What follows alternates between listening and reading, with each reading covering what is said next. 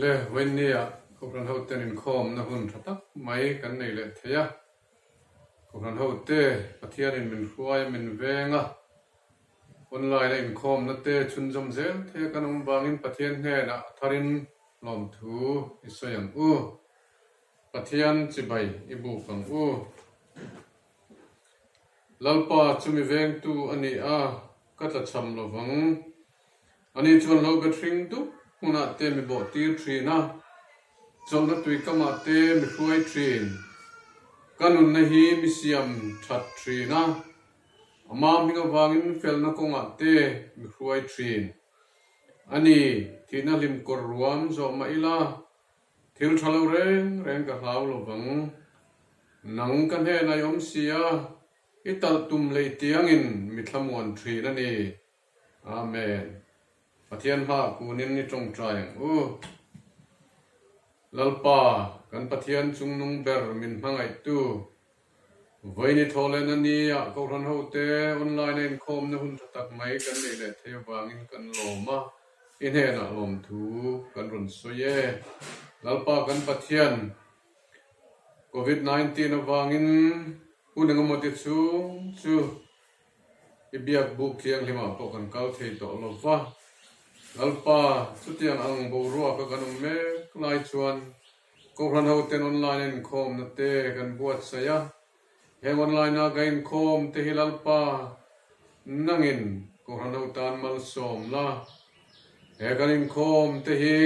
mun rang la lo thire lo tel tu som na tan mal som na ni sela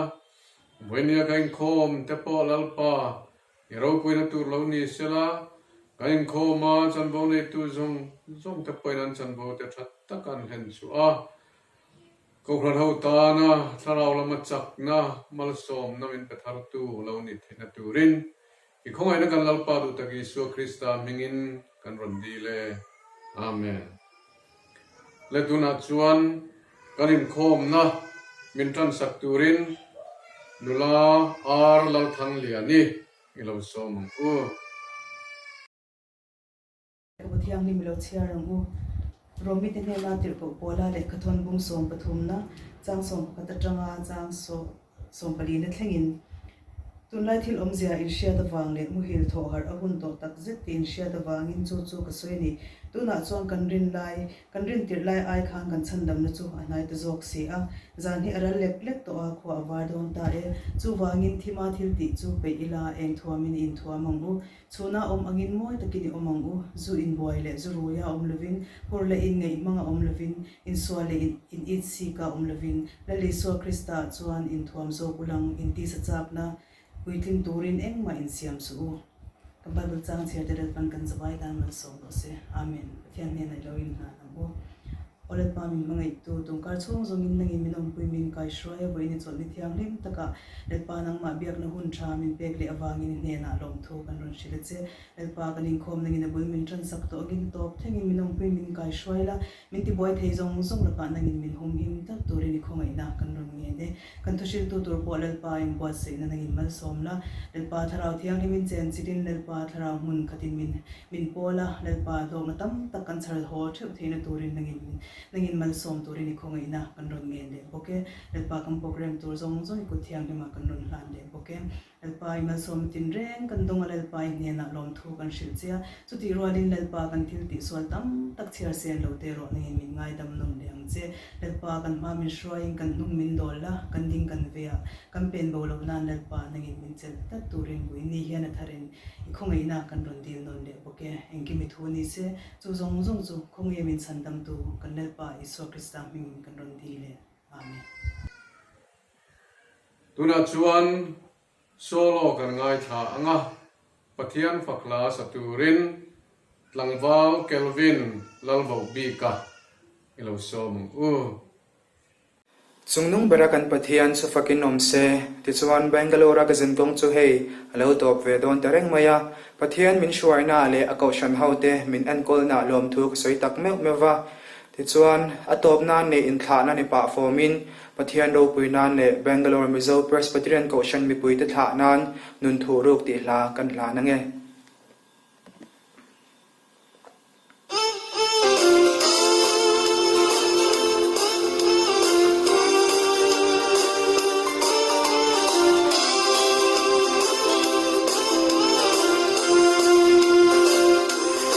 Tlan tu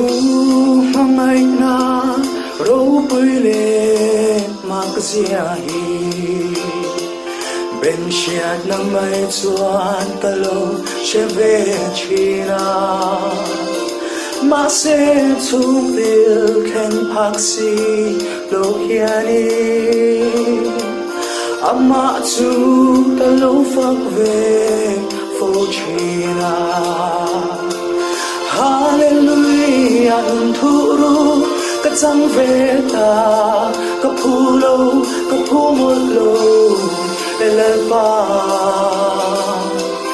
I mangai na ro pui to nei lo chua le suan tingin ring lo bong ta si Mình thar min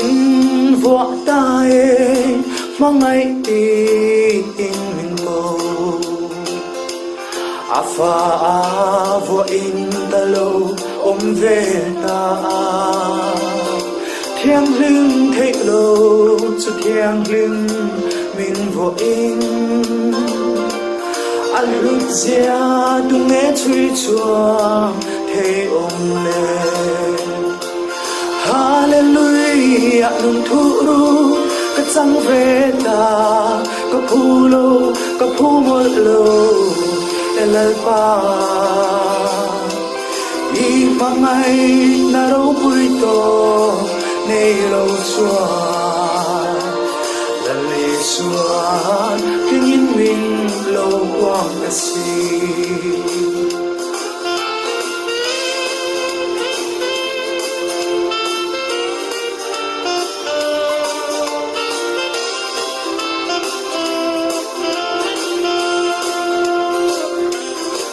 man ka kutata min su sang to lovang titu leile van lalbe kapa ani amake me kapulo alu me chithe thei lo la kapiang kan hi Hallelujah nung thuru ka chang ve ta ka phumol lo elal pa I mangai na ro pui to nei lo chuan le suan tingin min lo wang na si Ka khwal zin naram ka chua san hun swani lak le nge tun thuru kol tu dana lel pa bot sai salem thal nuwa ma khia satuan in hlimin kaleng to a Hallelujah nung thuru ka chang ve ta ka phumol lo elal pa I mangai na ro pui to nei lo chuan le suan tingin min lo quang na si le suan tingin min lo quang na si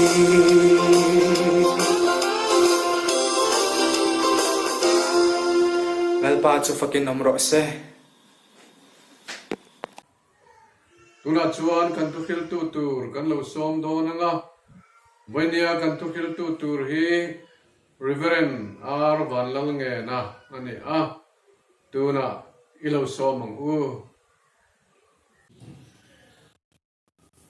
Với ní cộng sản hậu tê online thì khom với của na alo ni ta der maya kun khir tất cả ra po lalpan rep chang min siam sak je la alo omot mai với này hian la sola chan chin le a chevel bo ru ka tangin pathian thu zir ho kan tu manga pathian thu thiang lim ilo ngai thang Samuel le khabu pakhat na bung som pathum chang som pathum le som pali thu tin Samuel la chuan Solan he la chuan ithil ti dan hi a thlak le mai lalpai pathian thu pe thuwa pek che hi zom lawani lalpa chuan Israel te chungai hian ilal na hi kumkhua ating he tum zong ani ale nima sela ilal na chu akin tong lalpa thu pek che izom lo wangin lalpa chuan ama thinlung ang phumi ezonga mi te chunga ho tu ni turin lalpa na rot to ni ati a FSC kuami ten hen atir ko polo le khathon bunga chang som pa le som paruk thu lo ngai thale ela chuti chuan mi fing lo te anga om lo hin mi fing te anga om zokin inom dana chuan film khur ro u ni te hi that lo wangin rem chan na te le zer ro u lalpa na thu thiang lim kan za tan mal som ro se amen pathian hen ai trong try u lalpa kan pathian min mangai tu hun har sakara po rem chan na min siam sak ze la wangin lom thu kan thila che I thu thiang lim kan in pol ho na tur hi nangman hriat min thi sak le la kan zawa ya tan mal so mong che kan lalpai suam ngin kan di le amen BC sangkhat zali sangkhat zathum chovel lai khan Asia khomwal puya ram then khata chu lal ne in anin beng bel le to a ai gupta po etana chuak Israel fa te ro chu anam pu mangal mu mal nei lovin an buai le a an roral tu nu ber zol ne Samuel chu alo upata a fa te ni kholo viau mai boxi nen Israel te chuan lal nei an chak ve em ma chuan du na te chu hria in pathianin achanga lal apeta a chu Israel lal masaber chu sola hiani sola hi alan sarte lul nen achan china hian a thalama han tuipui viau tur hi atam lo le mai arin lo te main lalani tur thu Samuelan ashila chuti lai chuan ala ngai tlom khop mai Israel nam zinga te ber Benjamin nam kan ilom ni kan chung ko po Benjamin nam chung ko zong sawa te ber ilom ni engtisia het yang kan he na soi nge ni le ati hia la ni tin la tura siak thi ani lim po in achunga lal pa tharau na sat dakin lo thenga zol nei ho thu soi diwal don zinga te atel ve ni kha nima sela chan vo thara alom na te a tharau chan te chuan hu local zela achen zo lo wa pathian thu ina koma akai hruai zo lo wa in le ram hoi zol roina laka ahum zo hau lo mai thil thar le thil thadang lam alo thlen cha lim le lom hi mi pa ngai ni phung ani a lalpa mi te ro chu lalpa le adan an lo reng thin mal som na lom na te chan vo lom na te ringot thi chuan mi a che rei tak tak thei lawa lalpa lom na ro chu atlawa rong bol na len tura chak na akeng tel thin tin tharau chan hi tharau chan ringot thi atok mai lawa pathian tharau hruai om te hi pathian fa ten ni zok te in tirko polan minshi ani sola hero rel tu le lal thune na in then fel lai hun transition period a ding ani a adin hun hi apoi mo ina khir khop mai rorel tu nung ber zol nei Samuel a hian adin hun lu alam tu ani awang ani mai thei sola hi a thop thalo mai ni lovin ado le ang ei lo le ni hian a hriat thei le nga la Israel ram chu kan hriat angin sa khona zum kai nget takani a chu tiang ram hruai tu in pui thiam le zol nei thop a lo lo hi phurit tak atling nge yang a chu lam chu soi tur a om na a soi zui lo ila solang khan ke ni poi hun poi mo in nok lai a cheng COVID-19 om ma le a sire lai bo ro ka om kan ni a Pathian khoi na in he shi laka hian kan dam kho chuak nge yang ti po be se hila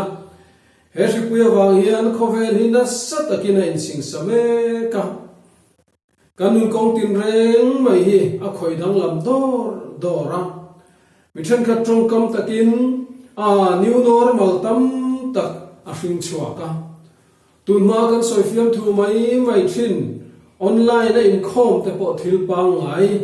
alo ni ta turang ei po hian kan thian te sitting room chu pulpita achang me ka Baptist pastor man ruai in Presbyterian pastor thusoi kan record me kani he kan hun ton danglam takhi kan tharau nun tluk sop na tura chop sak kan ni lova ama nai pha na na kan man hilal pa min du dan ani chulal pa min tumpui ram chu kan thlen thei da tu chuan heni thalawa hian rem chan na le kan da phram sham avatul cm chutia kan ti dan tur chu tu thil tu ma sa ten tam tak an soi to kan ngai tha to a e ko san ho wang chuan tran po kan tang viau renga upabia sanga online in khom kan han hoi hot thin te hi alo bom khop mai tin ko sanin lalpa pol na hun serbik asiama hetiang ngai poimo thar te hi tharau lama exercise kan lak dan tur kong khat chu ani nge yang tun va kha chuan sunday tlai dar thuma biak ina khian mi zanu favor vel kha kan in khom thina tunai ro chuan dar thum chho vela youtube in khom tel hi kan tlem ta right mai anulama en chu kan om thin alo om thawa chu ti ro chuan lalpa puala he hun ser san toy te hi ngai poi mo thar le turin kan in so mani tun ma train kan pathian hi ama biak nana hun le mun ser big mal som thin pathian ani a voil theng po hian atana kan thil ser san te atana kan hun ser san te malala som zel ani ti hi ril ruwa vung thar le la wa thadon em ni te that lai kha chuan pathian be ho turin lir thei mangin biak in kan pan khom sanga hun le sum le pai sen kan ui ngai nya lo nuam po kan ti thin le ani kha shipuin thil tam tak aron ti dang lam dora tuna hian online mangin sum tlem zo hun tlem zok sengin kanin khom thei ta a nima sala pathian bia khona hun hi kan ngai poimo dan avanep ta cm he hun thim hi kan tharau na paltlang zo do nim le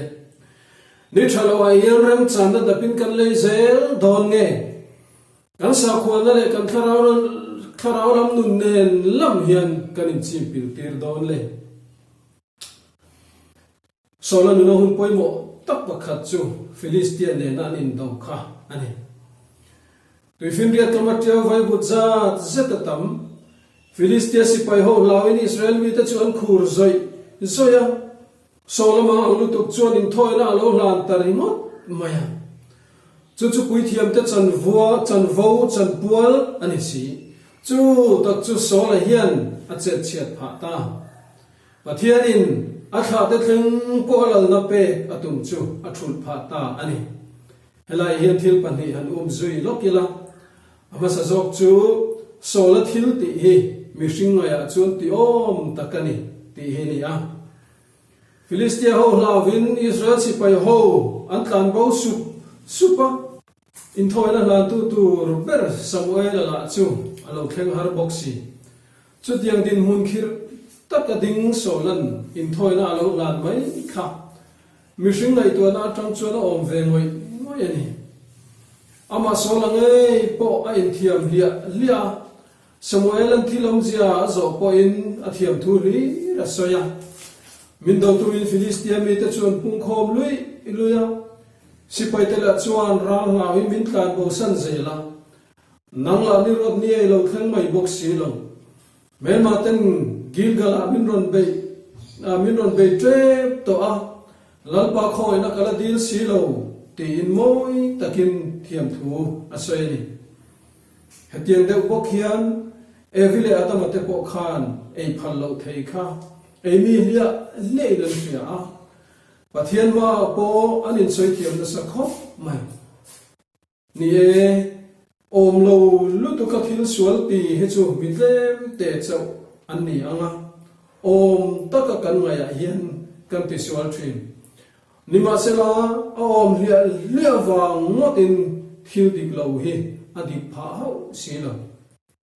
ti mai om taka nan lai takhi sual le thil thalo la ka in ven phim khur ngai hun lai tak ani thin Philistia ho ran an machon lai thil lang sa tak bakhat le chu mi pui khur ruala sola a khur ve mai khani rora tu te hun lai tang khan indo reng rengin hunan manga indo na chuan ne na chang anom thina chaklo lampon om thina ni ti he sola tan thil thar ani lawa a hriat than em ani zo chuti chung chuan Philistia mi te laka khan mi pui khur ruale na khur ve maya a lau lo ble khabar lu tuk chon a tha takin thilati a poi le mai lau ma sak tur pathian a hriat fu lo wangin anu loka ne le mai tur ral lawin chi aya azam chheder mai ni pathian tri lo mi chuan mi hring a lau mai thin chu wangin trul lo wa mi hring kan lo na turin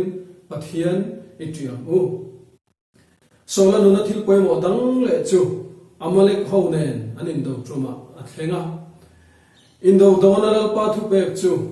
mi hring le ran zong ti hlum factor ti ani top maya arum le mai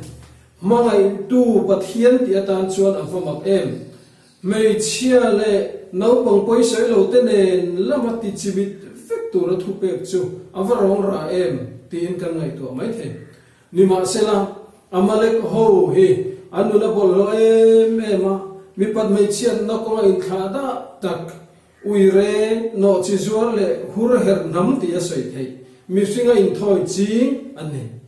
chu mai ni lovin ai guptar ma tang Israel fa te an lo chua lai khan an chau lai tak den chenin refugee mun an lo dong chiam mai ni hete wang hian ti chimit vektura thu pe khi amak lem lo ani khovela hian chan sang salawang in pathian in thila ti thina tu lai khovel in hrichia ton me po hi pathian rem ti da lo thlenga ni nge ya a chan travek kher lo mai la engkim satu pathian chuan chan nei na ni an ati ani ti hi pom lo the ni lo mi hring ina chan kong sang in an dapan dapa ni thei o ma mi then khatin an ngai zinga mi pom amang reng tak chu pathian in khovel break arapani ti he ni khovel hi asiam tu shelo le kin mani masial takin aduna zona chak takin atlan para leilung hausang la pathian ina da te churen mi aloin kan khoral hiawa hetiang reng chuan khovel hian asiam tu ina aduan chen om tura ti chen hi adai don lo ni mai the borwa leilung le tui te chuna men lo hati bol lo in kan suwa sama nung chadang te nek che pin kan nom kan ma kin kan song bol soi tura tam ngai soi thuya cha om hu om si lo hur her na ko ma du to kin kan tra na pathian min siam dan phung kan pel na sal tu ta sang hi so pakwa rom khopuya LGBT parade te Madrid khopuya we pride festival te kha apuinel nel khop mai tin kumina Auckland gay pride anti te kha apuira thap khene remote mai ni Torch of Christ Ministries ten thane mai takin gay le homosexual ho kong so na sira pathian thu an lo soya chung ta chu run luin mi pa mei chia te kha chun kho enga kholaya anin fok ngom mai ni thil tam ta ko om soi se na ni lo pian phung re na fu lo le mi van duai khong ai thak tak tak chu dom nge mai voina kan soi lan duai ro chu pathian poi sakna tel lovin khovel hi atlan chak lu tu ka chu wang chuan a break ra angai ni nge ti hi ni Isaiah bung somli panga chang saria chuan lalpan eng ka siam thri na thimpo ka siam thri na ni ke hilalpa chung til zong te thrin tu chu ka ni ati a thu fing ta bung som paruk chang li chuan lalpan thil zong hi chan nei thevin asiama misok sol te po hi ni thanotan te in min rit bok chu wangin he ri pui po hi lalpan chan nei la siama ni ti hi pong thapila chu thu thunga chaw chung chuan taksa rilru le thar rawa kan dam kho chua kan lo pui zo ma theina turin tai ma chuaila rem chan na ilaize langu ole indong chan chi da khan an kir le ila sol le ho te chuan de na an changa nima sala thu pe kalin thilan tile tatlat mai mishing le ran reng tha victor tini lain amale glal agaka nung chungin an ron mana ran thau tha chu pathian ne nei thoi nan ti in an ron hon bok Samuel an khun khan takin sola azila nima sela sola chuan ati sual pom du lo ain soi thiam char ringot mai ni chata chu thu poi mo tak pani Samuel an soi chuak ta pakhat jok chu in thona in thuoi a tha zoka beram pathaw ain a thu pom tha zok ti ani a apani na chu helna hi ain thiam na sual nei na ina ha lulul na hi milam biak na tukani ti ani heng thil pani hi thil dang zong ain pathian tri le athu oi hi apoimo perani ti in kan khai khom thei o me pathian thu anga dik taka thil ti hiring tu ta ti tur ani a athu zom lo in thoina le thil lan chu lal pana pom lo pathian thu ang nirawa tho chua ma sola in thoina khan pathian ati lom lo mai ni lovin ati lung ni lo ati thidur em zok kani sola hun mun lama thil lang sar pakhat chi han soi lang le ila ai o tur pathian shriat ni davida kha that takin tho poisela a advisor ate mangse a chortang kai le tur he ni a nima sela davida chu ataya alalina ti rum tumina be fowa chu mai ni lovin anena ta tlan bo na ram palai le nga te po aum zui zela lal param rot pom du lovin lal thut kheng kha hum himatum tlata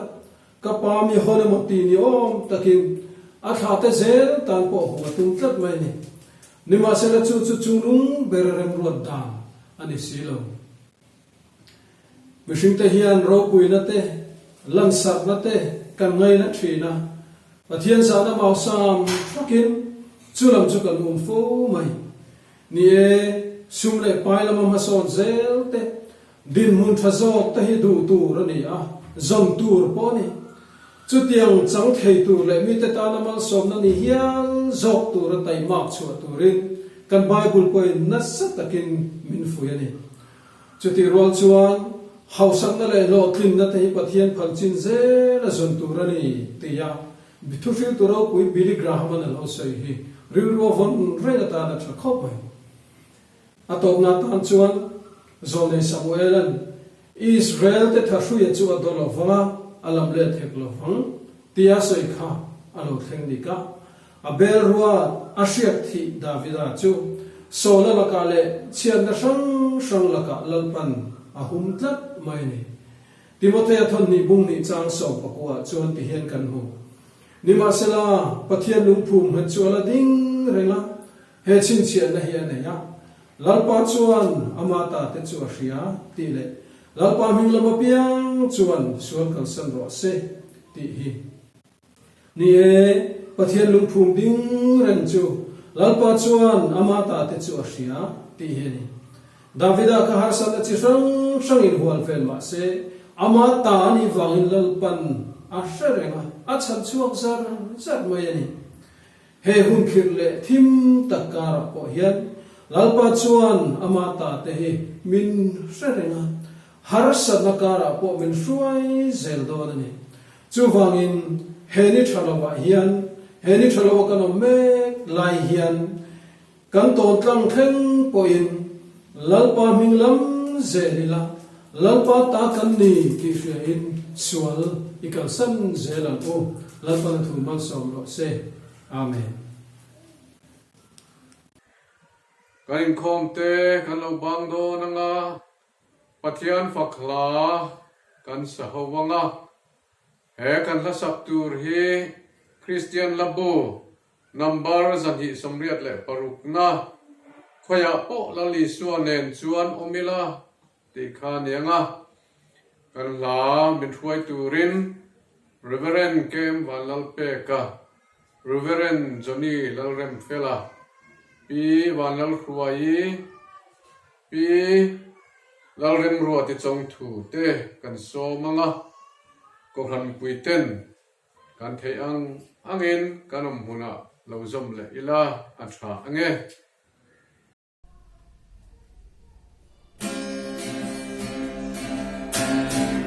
Hoya polali swani swanom ila eko vela min swana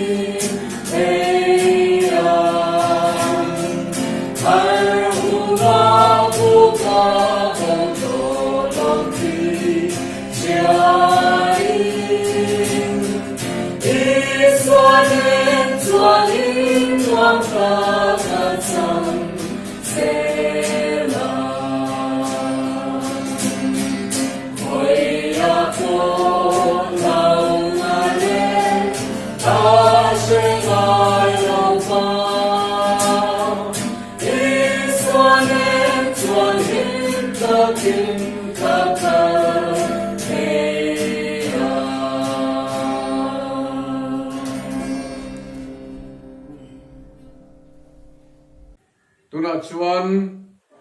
kan thuhil tu kanin khom temal som na min trin turin ilo som Pathian thabuat na riru rega hriat sen lo khan in thin lung le in ngai tu na te chu Krista Isu a chuan ven him sak cheu sela pale fa pale tharau thiang lim Pathian engkim ti themal som na chu in zane na tuna le cha tu ni lo om ring ro se amen.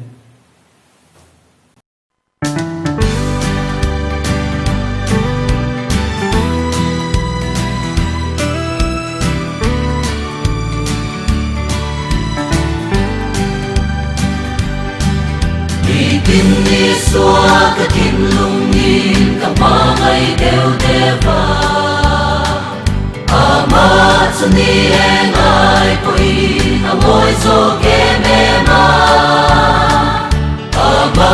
chukata na moi na ro pui verano ni bitin apa ai alo moi đều đều sẽ ni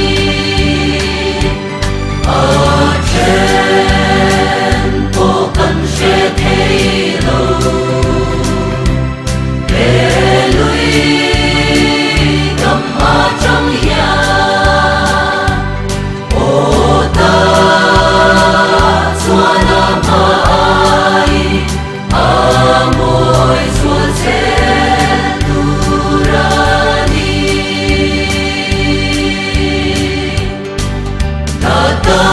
ta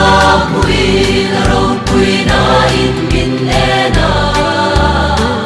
lili par moi le var par arsi aya enadi kadu na te ti khati na ti long deu deva meeting na mai na lo moi deu deu se ni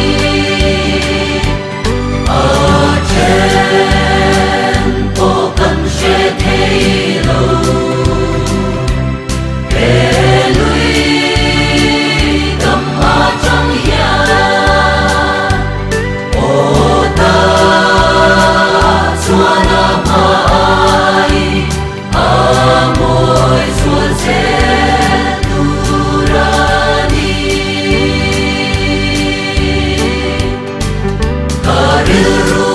lo chau huni na man min chan pui chi ta she om lai na mana am sunga min pom chi Krista ka suan zong zong pur tu ka ka ma ngai ani bitin na ba ai na lo moi deu deu se ni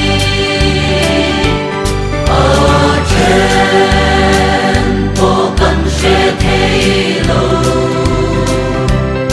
e lui kam a chang ya o ta suana mai a moi suan se durani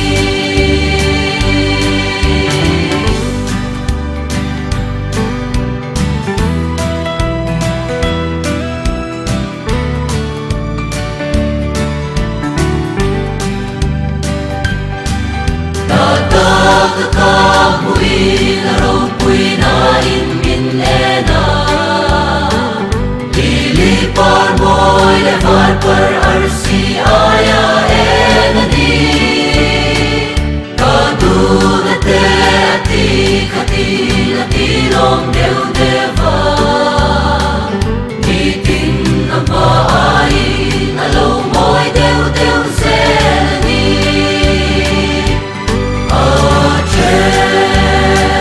po kan she thei lo e lui kam a chang ya o ta suana ma